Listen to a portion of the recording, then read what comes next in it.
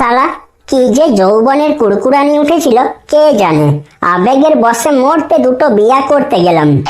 কিন্তু যাই হোক, মার্কেটে এই নতুন প্রকল্প অন্নপূর্ণা ভান্ডার এসে আমার মাথাটা বাঁচাই দিল। দুই বউয়ের অন্নপূর্ণা ভান্ডারের টাকা ৩,৬০০০, কম ব্যাপার। তার উপর আবার বউ প্রেগনেন্ট হলেই ২১,০০০। এই বউকে একবার প্রেগনেন্ট করব, আবার ওই বউকে একবার প্রেগনেন্ট করব। রোদে গরমে আর কাজ করতে যেতেই হবে নাই, শুধু ঘরে বসে বসে পয়সা হি পয়সা হোগা। না যাই, বড় বউকে একবার অফার তো দিয়ে আসি।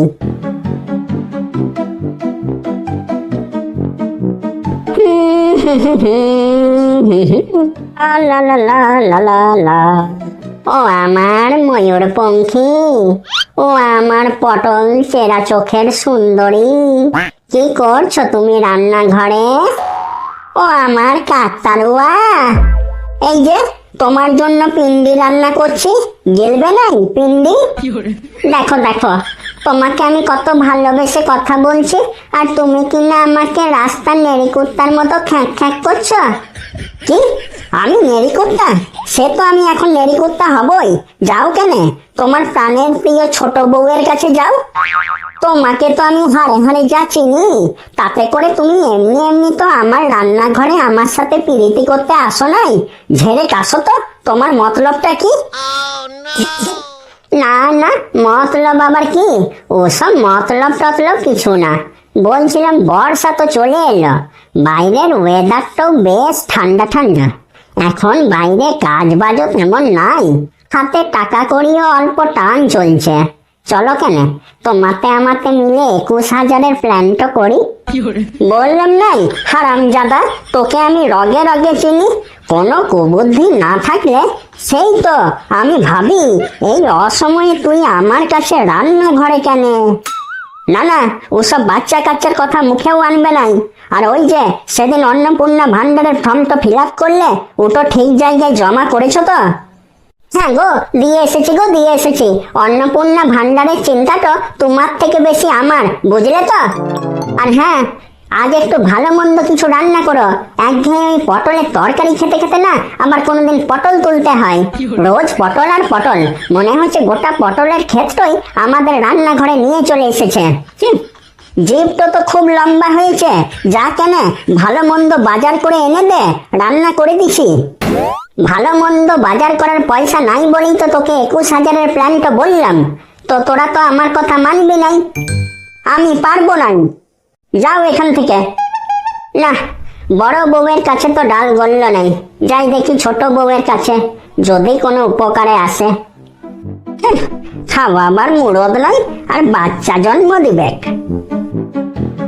ছোট বউ, ও ছোট বউ, ও আমার সন্টা মনটা, তুমি কোথায় গো? হয় দেখো, হতচ্ছাড়া কুলাঙ্গার তো আসছে। এই তো ছোট বউটা আমার এইখানে।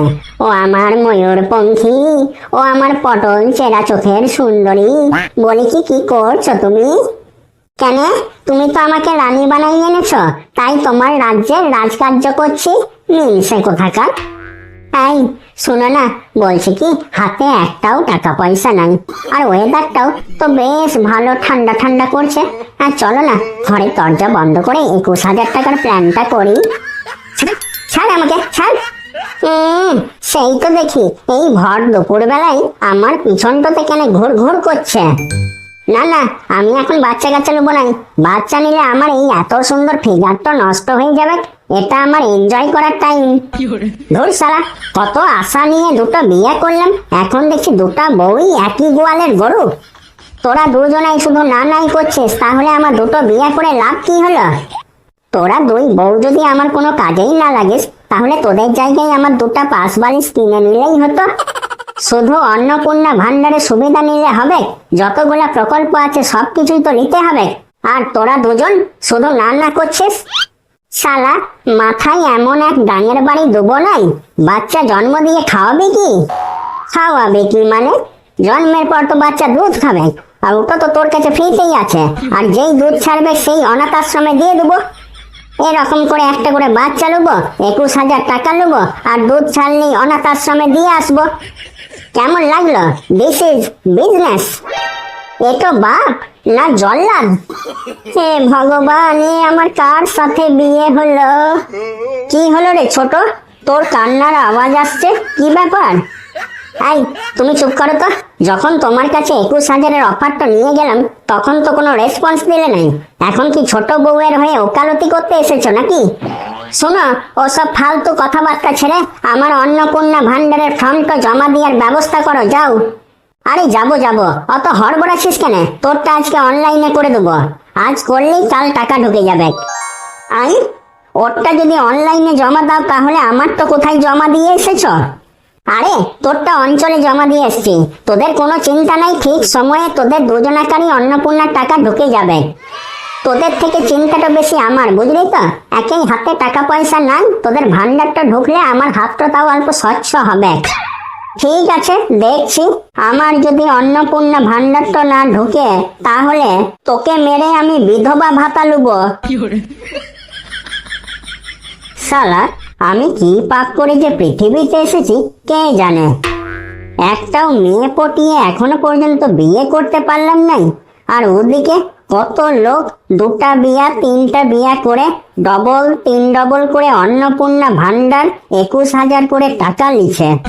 ধুর ছাই, আমার কিছু ভালোই লাগে না। বডিটাও তো আমার খুব একটা খারাপ দেখছি নাই, তাহলে মেয়ে পড়ছে নাই কেন? না বন্ধু, হাল ছাড়লে হবে নাই। এখন আর এত সময় নাই যে প্রথমে একটা মেয়ে খুঁজবো, তারপর পটাবো, তারপর প্রেম করব, তারপর বিয়ে করব, তারপর অবশেষে 1 মাস ধরে লাইনে দাঁড়াই অন্নপূর্ণা ভান্ডারের ফর্ম ফিল আপ করবো, তারপরে টাকা ঢুকবে। না, অত সময় নাই। তার চেয়ে বরং একটা কাজ করি, যার একসাথে 2-3টা বউ আছে তার একটা বউকে পটাই নিতে পারলে রেডিমেড বউ সমেত অন্নপূর্ণা ভান্ডারটা আমার। না, আমাকে চেষ্টাটা করে যেতেই হবে। ওই যে কথাতে আছে না, একবার না পারিলে দেখো শতবার।